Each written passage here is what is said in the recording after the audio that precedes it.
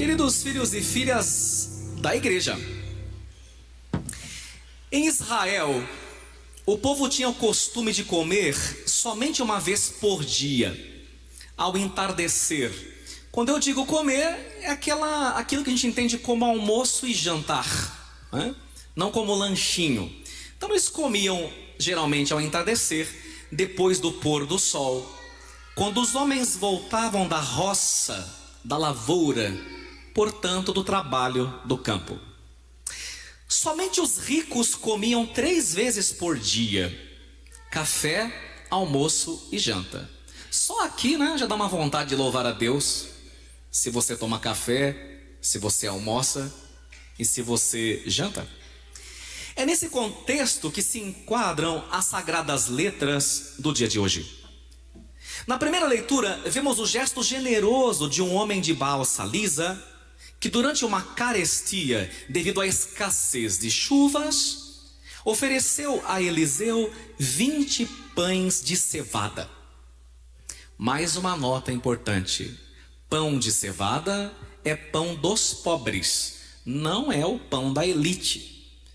O profeta Elias recebe aqueles 20 pães. Não pensemos também que é aquele pão caseiro que você faz em casa, que é um pãozão bonito que dá para família e até para o dia seguinte. Não, são pães pequeninos de cevada, geralmente o tamanho de uma bisnaga, mais ou menos 7 boys, né?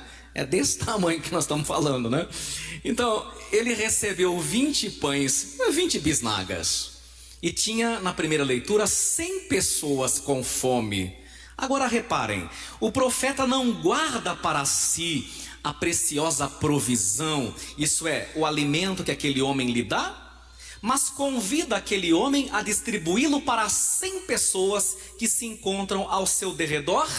E como se não bastasse, o profeta, com ousadia e coragem, profetiza dizendo: todos comerão e ainda sobrará. Olha que audácia, né?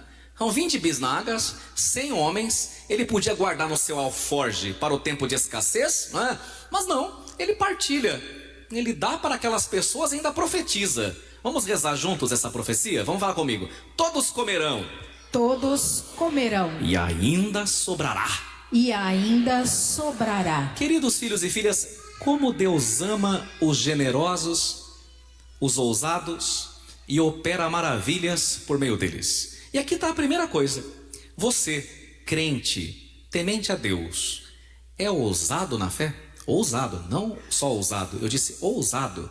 É generoso? Se você tiver essas duas virtudes, a saber, ousadia e coragem, Deus fará grandes obras através de você, milagres estupendos e portentosos, se você conservar essas duas virtudes do grande profeta: ousadia e coragem. No Evangelho, muitos milênios depois, nós vemos nosso Senhor e Salvador Jesus Cristo, que vai descansar num lugar deserto e distante, e uma multidão o segue deserto adentro, mesmo sabendo que não tinha comida suficiente, e que ali, em pleno deserto, venhamos e convenhamos, não tem padaria, não tem nem hostel, não tem nada, não há comércio. Jesus poderia simplesmente dizer ao chegar ali: bom, eu vim aqui para descansar, está escrito lá que Jesus foi para descansar, eu não chamei ninguém, eles vieram porque quiseram, hoje é meu dia de folga, então eles vieram porque quiseram. É responsabilidade de um adulto trazer o seu alimento, a sua lancheira para uma longa viagem, e Jesus poderia muito bem dizer: eu não tenho nada a ver com o peixe. Mas Jesus não é assim.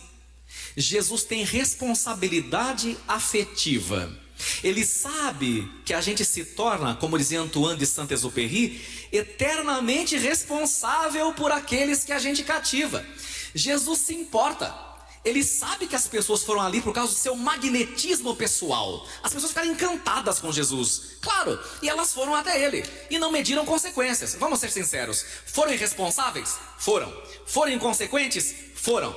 Mas Jesus não é assim. Se lasque se você foi inconsequente, agora se vira. Não, Jesus tem responsabilidade afetiva.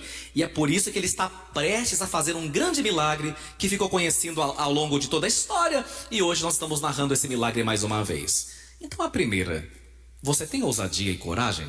Só assim Deus opera maravilhas através de alguém.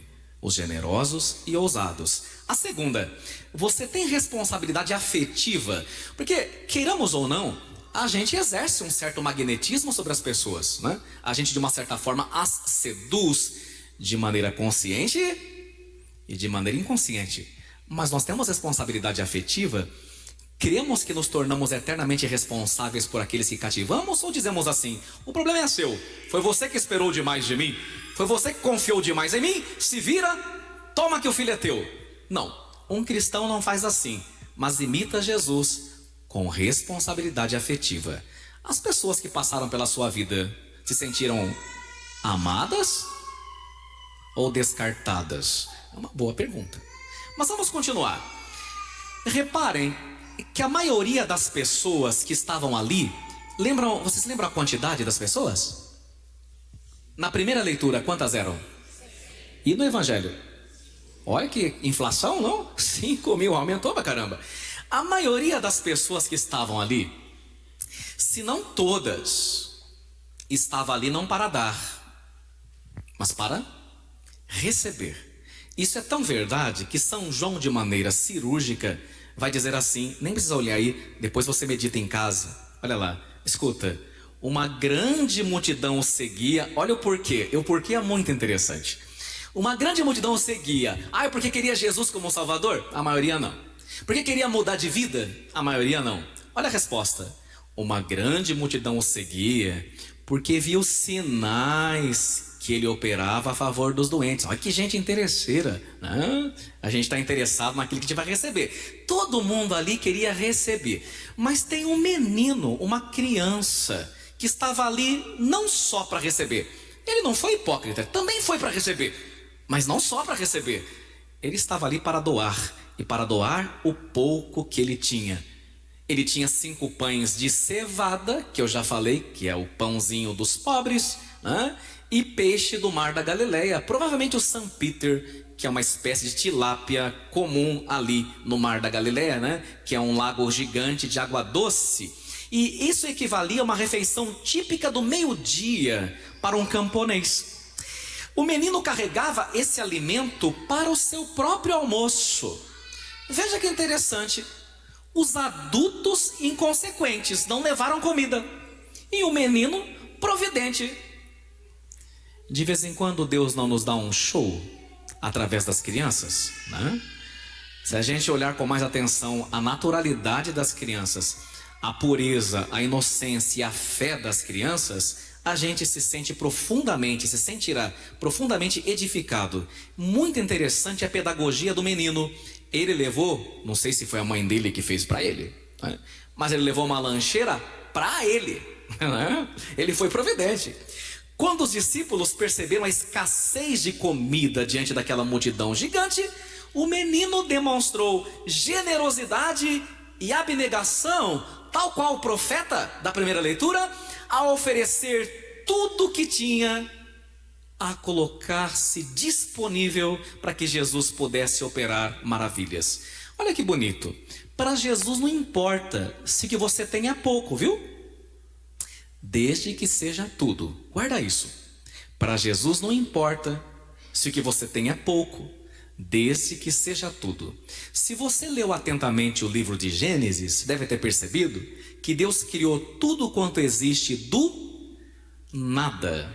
Se Deus criou tudo que existe, incluindo as estrelas fabulosas do nada, quão grandes coisas Deus não pode fazer se você colocar o seu nada a serviço dele e nas mãos dele. Esse menino nos ensina que nada é pouco para Deus, desde que seja tudo. Há um escritor italiano que diz uma coisa muito bonita. Olha que bonito isso, e verdadeiro. Nós não vemos as coisas como elas são. Nós as vemos como nós somos. Presta bem atenção. Nós não vemos as coisas como elas são. Nós as vemos como nós somos. Vou dar um exemplo. Por exemplo, agora no mês nesse mês de julho, inverno, os nossos ipês estão floridos, né? Por vários pontos da cidade você vai observar que o ipê desafia as outras árvores que secam, sendo capaz de florescer no inverno. Bonito isso, enquanto as outras só florescem na primavera. Mas muita gente vê a beleza do ipê, mas tem muita gente, eu agora acabei de passar pela Tour Bernardes, estava falando com o seminarista Márcio da beleza dos ipês violáceos que estão ali, e alguns róseos, né? Tem gente que vê beleza no ipê, e tem gente que vê sujeira. Olha só a imundície que o ipê está fazendo aqui. Porque nós não vemos as coisas como elas são, nós vemos as coisas como nós somos. Me lembro uma vez em Campos do Jordão, há muitos anos atrás, o Marcelo estava comigo, quando um jardineiro no Amantiquir disse assim: quem não tem jardim por dentro, lembra, Marcelo? Não enxerga jardim por fora. Que fantástico! Quem não tem jardim por dentro, não vai ver jardim por fora. Então guarde isso, porque nós não vemos as coisas como elas são, nós vemos como nós somos. Por exemplo, vamos rasgar mais o verbo. Vamos lá. Se uma pessoa, ela entra num relacionamento, mas ela é mulherenga, um homem, por exemplo, é mulherengo, é safado, cafajeste, sem vergonha, e ele é mulherengo mesmo, sempre ele vai achar que a companheira está fazendo o que com ele? Traindo, porque ele trai. Nós não vemos as coisas como elas são, nós vemos como nós somos, né? Se uma pessoa passa a mão, rouba, você deixa dinheiro, ela deixa dinheiro com alguém, a todo momento ela tem medo de ser também roubada, porque nós não vemos as coisas como elas são, nós vemos como nós somos. Então veja que bonito, o menino olhou aquela gente com fome, viu as bisnaguinhas e o peixe, e ele, olha como ele era, abnegado, gratuito, generoso, tá aqui, pode distribuir. Gente, que lindo! Enquanto os outros não foram capazes de olhar com o olhar generoso e abnegado daquele garoto. Seria tão bom se a gente tivesse um olhar assim, né?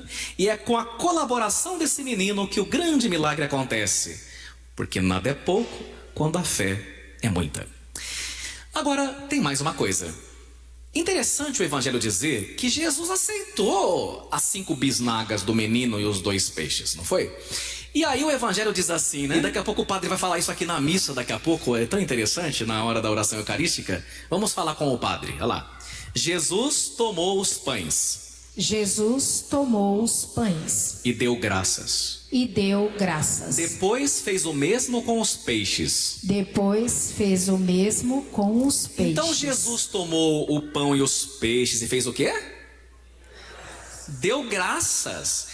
Jesus poderia olhar aquelas 5.000 pessoas, sem contar mulheres e crianças, olhar aquilo lá e falar: mas gente, são de brincadeira? Só isso? Só peixe? Não tem um ketchup, tem uma maionese? 5 bisnaguinhas? Pelo amor de Deus, isso é muito pouco, né? Não, Jesus não reclama, Jesus não diz que é pouco, Jesus dá graças. Tudo flui na tua vida quando você dá graças, quando você para de reclamar e começa a dar graças.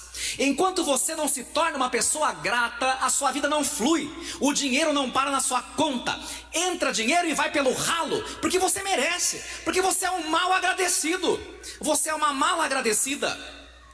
Só pelo simples fato de você acordar, ou em alguns momentos do seu dia parar, dar uma respirada e falar assim: eu sou grato, Senhor, pela vida que eu tenho, pela casa que eu tenho. Eu sou grato, Senhor. Eu gostaria, queridos filhos, de desafiá-los essa semana. E desafiá-los como? A pelo menos uma vez por dia, respira e diga: eu sou grato, Senhor. É bonito como a vida se agiganta. É bonito como Deus multiplica a nossa miséria e faz o nosso nada maravilhas, grandes coisas. Quando você começar a agradecer e dar graças pelo pouco que você tem, ainda que a comida não esteja bem temperada, ainda que talvez não seja o cardápio que você gostaria, mas você dar graças, você não só vai conservar o que você já tem, como você terá ainda mais e em abundância. E agora, uma última e importante observação. Reparem, quando todos ficaram satisfeitos, Jesus disse aos discípulos: recolhei os pedaços que sobraram, para que nada se perca. Vamos lá fazer um teste mnemotécnico, isto é, um teste de memória. Vamos lá. Quantas pessoas estavam mesmo lá no Evangelho, sem contar mulheres e crianças? 5.000. Muito bom. Aí todo mundo comeu, foi uma beleza, ficaram satisfeitos e sobraram quantos cestos? E quantos eram os apóstolos? Então vocês concordam que sobrou um cesto para cada um? Sim ou não? O que significa isso? Não basta receber os dons que Deus nos dá.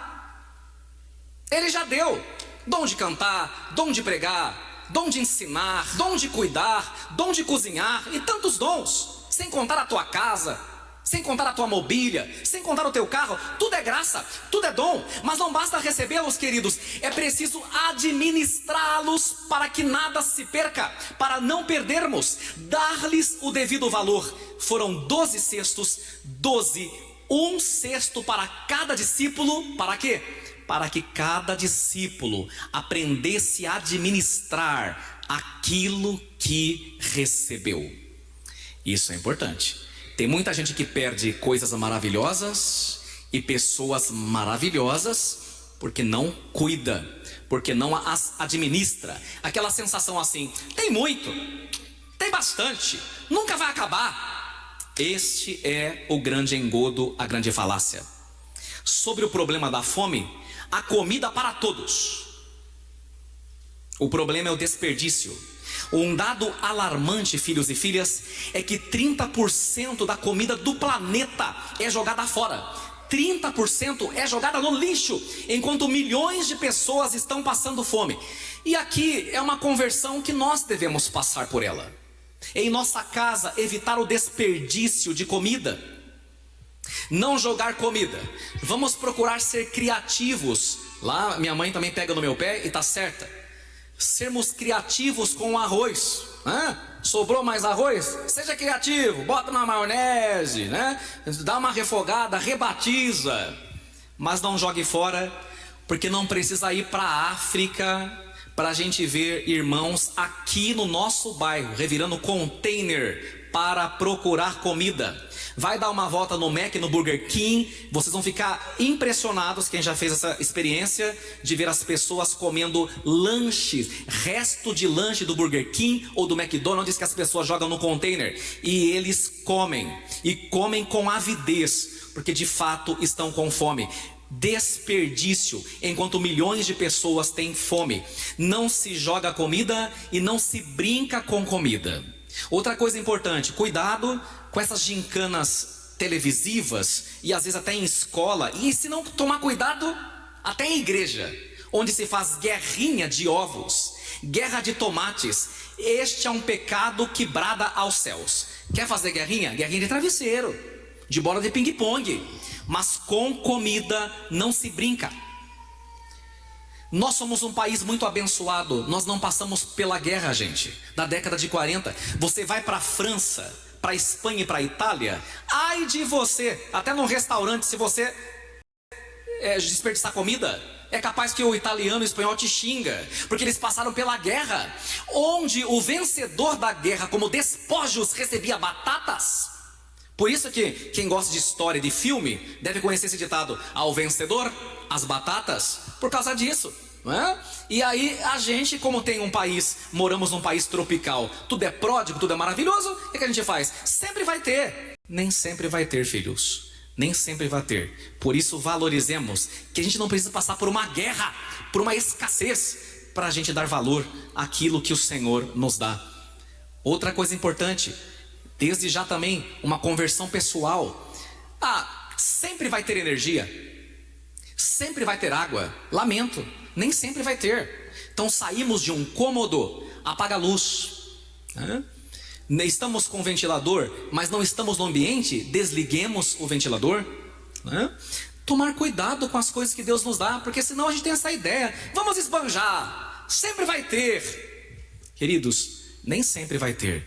Enquanto tem, demos o devido valor. Essa é uma conversão pessoal também para mim, que preciso me policiar também diante disso, né? Para que uma luz acesa num cômodo que você não está? Então trata-se não só de não se esbanjar os alimentos que são sagrados, ou os recursos naturais, meios pelos quais Deus cuida da gente e nos nutre, mas também trata-se de não esbanjar e não menosprezar os dons, as amizades e outras bênçãos que o Senhor nos concede. Sejamos bons administradores, queridos, dos dons que Deus nos dá. Olha que frase linda de Jesus: para que nada se perca, que nenhuma pessoa se perca, que nenhum dom se perca, que nenhum de nós se perca, e que se cumpra a profecia de Cristo quando diz: Pai, eu não perdi nenhum daqueles que me deste, a não ser o filho da perdição. Em outras palavras, filhos e filhas, para terminar, ame o que você tem. Guarda isso. Ame o que você tem, antes que a vida te ensine a amar aquilo que você tinha. Amém. Amém.